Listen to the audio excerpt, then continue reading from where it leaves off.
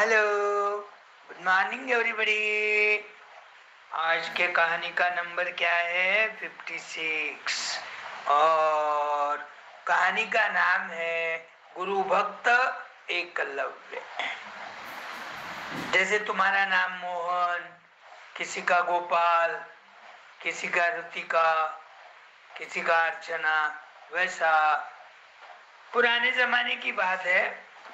एक हिरण्यधनु नाम का एक निषाद राज रहता, भिल्ल जाति का। ये जंगल में रहते, ये लोग शिकार करते रहते हैं, अपना पेट भरते। तो हिरण्यधनु नाम का जो निषाद राज था, उनका लड़का ये एकलव्य। अब ये एकलव्य बहुत होशियार रहता बचपन में। उसको धनुष और बाण चलाने में बड़ा मजा आता था। तुम कैसे छोटे रहे जब कभी कभी धनुष बांध लेते, खेलते, फेंकते, गलत आता, निशाना नहीं लगता, फिर भी तुम खेलते रहते, तुमको आनंद आता।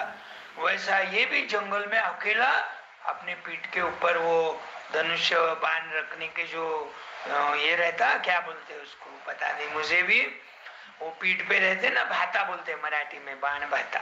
तो भाते में वो उसमें रखकर बाण रखते उसमें, और तीर तो हाथ में रहता।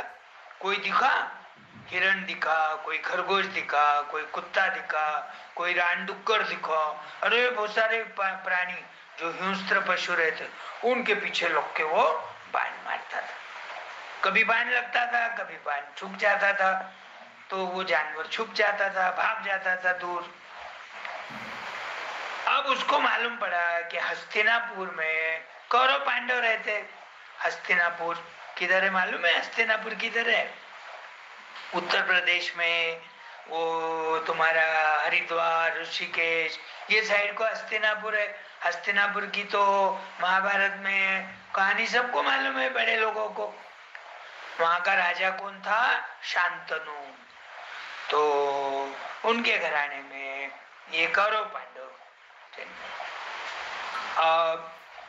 कौरव पांडवों के विद्या सिखाने के लिए उनका जो धृतराष्ट्र राजा था, धृतराष्ट्र के पुत्र है ये सब कौरव, और पांडु के पुत्र है पांडव। 5 पांडव तुमको नाम मालूम है? कौन से बताओ? युधिष्ठिर, अरे वाह बराबर है। भीम, करेक्ट। अर्जुन, ओ बराबर है। नकुल और सहदेव, ये 5 पांडव पांडु के नाम से फेमस हो गए। और धृतराष्ट्र को तो 100 लड़के थे। 100 लड़कों में 2 ही ज्यादा फेमस है, एक दुर्योधन और एक दुशासन।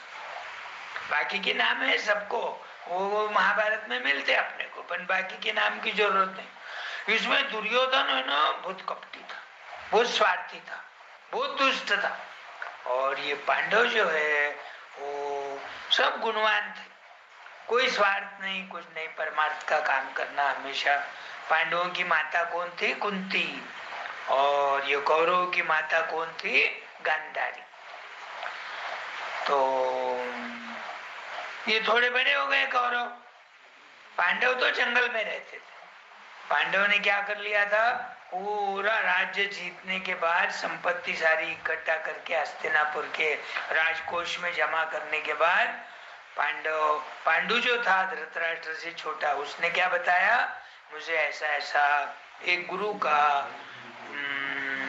श्राप मिला है कि तुम अब जंगल में रहो, तुम राज नहीं कर सकते, तो मैं उनकी आज्ञा का पालन करूंगा बोलकर वो जाता है। और ये धृतराष्ट्र इधर अकेला हस्तिनापुर में। वो जन्म से अंधा रहता, लेकिन उसको लालसा बहुत रहती राज्य की। मैं राज करूंगा, मैं राजा बनूंगा, मैं सिंहासन पे बैठूंगा। और जब बूढ़ा होते आ गया तो इसका लड़का बड़ा हो गया दुर्योधन। फिर वो मेरा लड़का दुर्योधन राजा बनना चाहिए क्योंकि मैं बड़ा हूं। पांडु तो छोटा है, युधिष्ठिर उसका लड़का है, फिर भी मैं दुर्योधन को राज कैसा दिलाऊंगा उसकी कोशिश करता था। ऊपर से नहीं बताता था, लेकिन अंदर से उसके भाव वैसे ही थे, स्वार्थी। तो ये दोनों कौरव पांडव छोटे छोटे थे, 7-8 साल के, जब से वो उनके दरबार में एक महामंत्री थे विदुर। तो विदुर जी को धृतराष्ट्र ने बताया था कि भाई अपने बच्चों को पढ़ाने के लिए एक कोई अच्छा गुरु ढूंढो। तो उन्होंने द्रोणाचार्य गुरु अच्छा रहेंगे धृतराष्ट्र को बताया। तो द्रोणाचार्य को बुलावा भेजा। द्रोणाचार्य इन्होंने सिखाना शुरू कर दिया धनुष्यबाण। दूसरी विद्या भी सिखाते थे, लेकिन धनुष्यबाण, बाण कैसा चलाना, भाला कैसा फेंकना, कुश्ती कैसा खेलना, ये ऐसी चीजें सिखाते थे, क्योंकि वो युद्ध में काम आने वाली है। ये किताबी ज्ञान तो ठीक है, किताबी ज्ञान थोड़ी युद्ध में काम आएगा, क्योंकि वो जमाने में क्या है, एक राज्य दूसरे राज्य पे हमला करते थे। जो राजा बलवान है वो छोटे राज्य पे हमला करता था, उनकी सारी संपत्ति लूट के ले जाता। ये लूटा लूट का मामला पहले से चालू। तो युद्ध में जीत होने के लिए अपने को सारी विद्या आना चाहिए बोलकर द्रोणाचार्य उनको तीर कमाए। अब ये एक बार एकलव्य को मालूम पड़ता कि कौरव और पांडवों को पढ़ाने के लिए द्रोणाचार्य गुरु की अपॉइंटमेंट हो गई है, और गुरु द्रोणाचार्य तो एकदम परफेक्ट थे विद्या में। धनुष्यबाण कैसा चलाना, बाकी की विद्या, घोड़े पे घोड़ेसवार कैसा होना, तैरना कैसा, भागना, झाड़ पे चढ़ना, उड़ा मारना, सारी विद्या सिखाया। अब ये एकलव्य उनके पास आया, गुरुजी को प्रणाम किया, दंडवत डाल के पांव पड़ा उनके, बोला मैं ऐसा ऐसा हिरण्यधनु का लड़का हूँ, मैं भिल्ल जाति का हूँ। उसके कपड़े, उसके अवतार देखकर वो किसी को भी ध्यान में आता है, ये बहुत गरीब है, हल्के जात का है, जंगल में रहने वाला है, भिल्ल जात का है। तो द्रोणाचार्य बोले भाई मेरी अपॉइंटमेंट तो राजकुमारों को सिखाने के लिए हुई। अब तुम तो राजकुमार हो नहीं, तुम तो एक भिल्ल जाति के हो।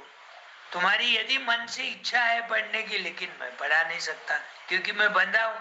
मेरा कोई क्लास नहीं है कि भाई कोई भी आओ मैं सिखाऊंगा। मैं तो यहाँ नौकरी करता हूँ। कहाँ? हस्तिनापुर के राजा की। और उनके बच्चों को ही पढ़ाना सीखे। दूसरे बच्चे कितने भी होशियार रहे मेरे पास आए, मैं नहीं पढ़ा सकता। अब ये सुनकर ये थोड़ा नाराज हो जाता, एकलव्य सैड हो जाता, लेकिन हार नहीं मानता। वो एक दृष्टि से उसका मन मान भी लेता कि भाई ये सच्ची में हस्तिनापुर के राजा के नौकर है। उनके ही बच्चों को सिखाने के लिए खास करके उन्होंने अपॉइंटमेंट किया, इसलिए वो नहीं बोल रहा, हारता नहीं, सैड हो जाता, फिर भी नमस्ते करके पाँव पड़ के वहां से चले जाता। लेकिन उसके मन में गुरु द्रोणाचार्य के प्रति बहुत भक्ति थी। पहले से ही मन में सोचा था मैं गुरु बनाऊंगा, द्रोणाचार्य को ही गुरु बनाऊंगा। अब नहीं बोलने के बाद चले गया, तो जंगल में तो रहता ही था।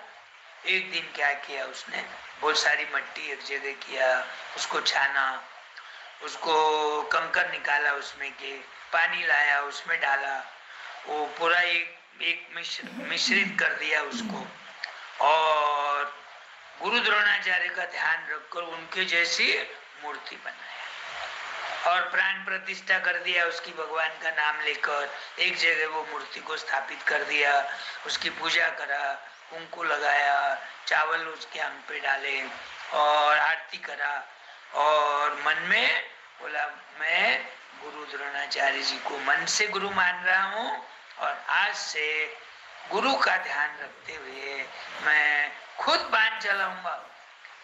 करते करते करते करते करते मैं परफेक्ट हो जाऊंगा।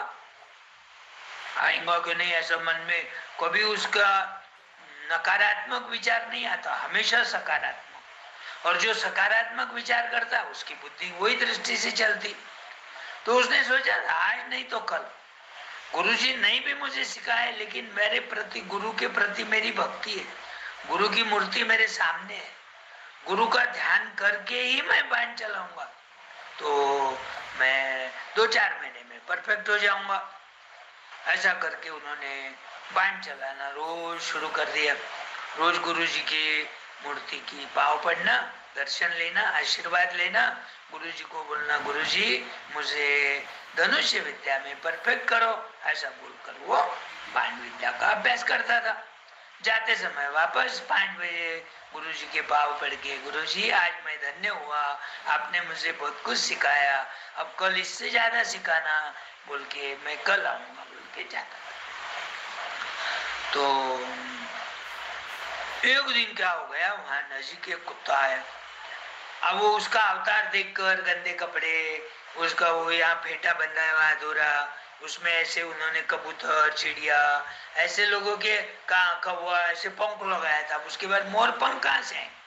ये ऐसा अवतार देखकर हाथ में धनुष्यबाण कुत्ते को लगा, ये तो कोई तो व्यालोक दिख रहा, मुझे मारेगा, बाण से मेरे प्राण लेंगा बोल के दूर से उसको भौंकने लग गया।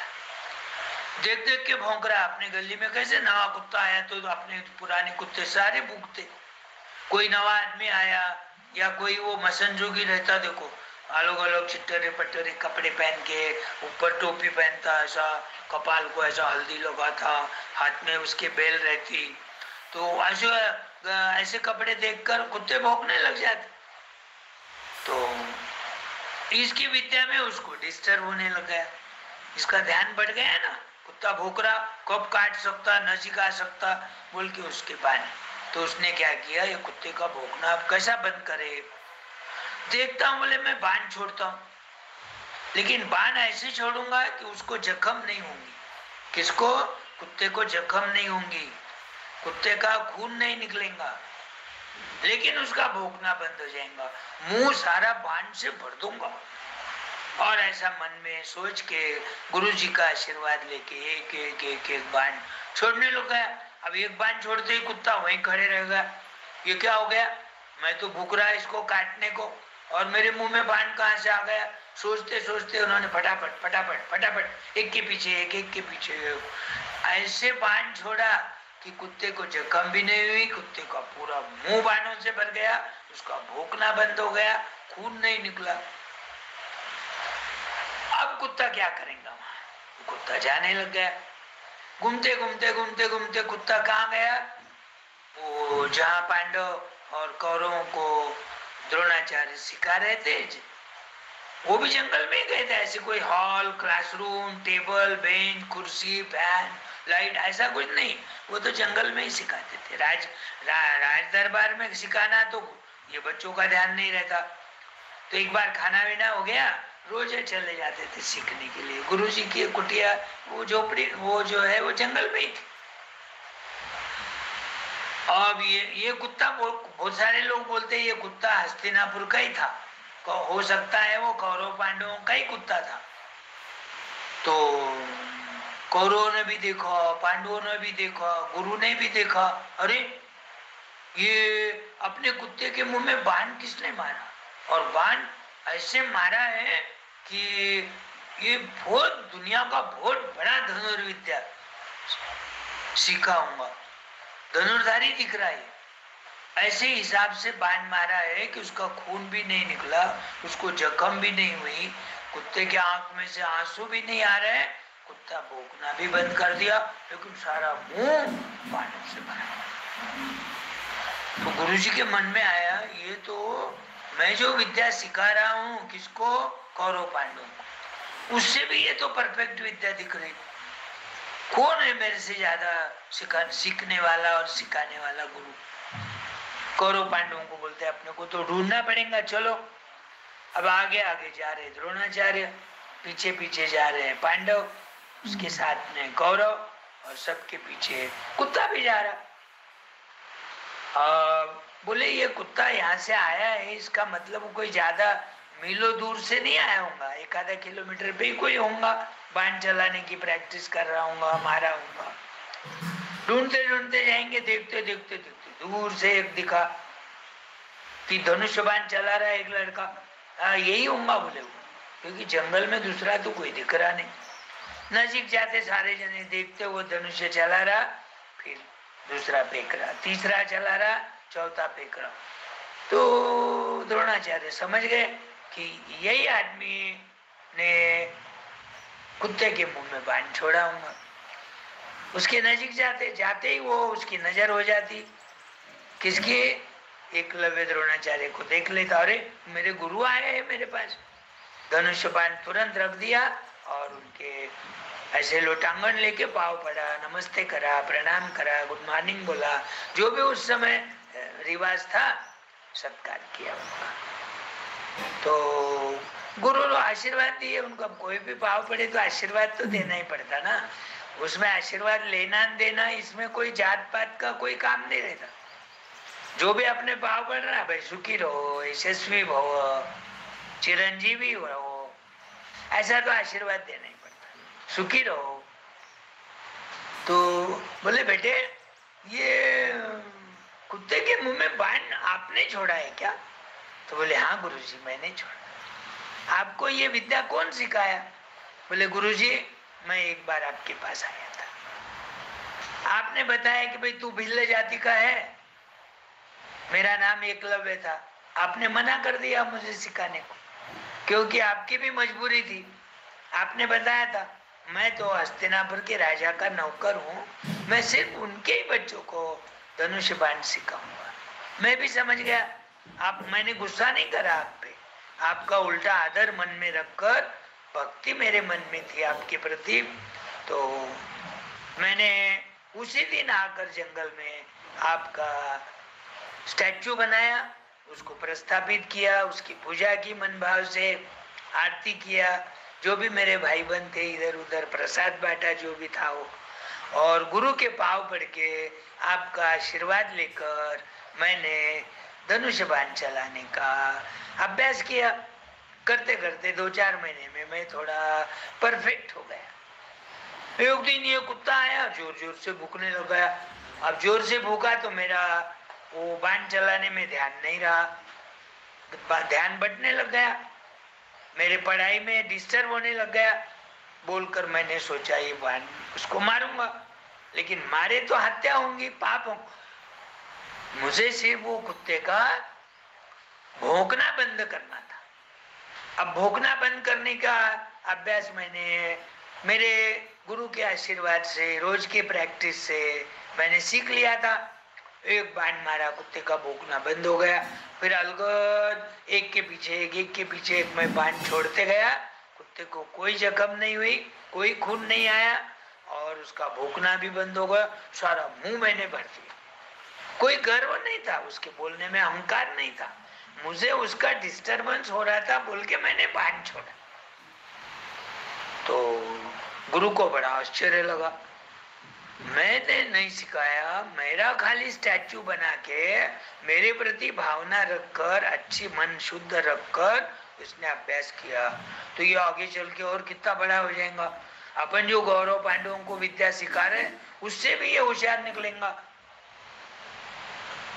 तो ये द्रोणाचार्य के मन में जलसी होने लग गई। जलसी यानी क्या है भाई, दूसरे जात का दूसरा लड़का कोई भी कौरव पांडवों से होशियार नहीं होना चाहिए, ऐसा उनका मत था। बोल के नहीं बताते हो। अब इसको कैसे हराएंगे? तू विद्या, तू ये अभ्यास मत करो, तू धनुष बाण मत चला, ये तो बोलने का अपने को अधिकार है नहीं। लेकिन अब ये इतने बड़े गुरु थे, इतना बड़ा अनुभव उनका, उन्होंने सोचा कि अपन गुरु दक्षिणा नहीं मांगे इसको, क्योंकि मुझे जब इसने गुरु मान लिया है तो गुरु दक्षिणा देना पड़ता। भाई आप स्कूल जाते हो पहले ही फीस भरना पड़ता, पैसे नहीं रहे तो 2-2 महीने की फीस भरो, 1-1 महीने की भरो, साल भर भरना ही पड़ता। छुट्टी रहो मत रहो उसकी फीस देना ही पड़ता। ट्यूशन लगाए तो मैं एक आधे गुरुजी के पास घर जाकर, वो तो पहले पैसे लेता, चलो पहले पैसे लाओ सब लोग तो मैं पढ़ाना शुरू करूंगा, तो उसको बोलते गुरु दक्षिणा। अब ये जो है गुरु, इनको कोई पैसा, सोना चांदी, कपड़े लत्ते, जमीन जायदाद, कोई प्रॉपर्टी, क्योंकि मालूम है उसको ये तो भिल्ल जात का है, हल्के जात का है, इनका तो बड़ा मुश्किल से पेट भरता होगा, अब इसको क्या मांगूंगा ताकि ये भविष्य में अर्जुन और कौरव पांडवों के आगे नहीं जाएगा। अब अपन बाण कैसे चलाते हैं?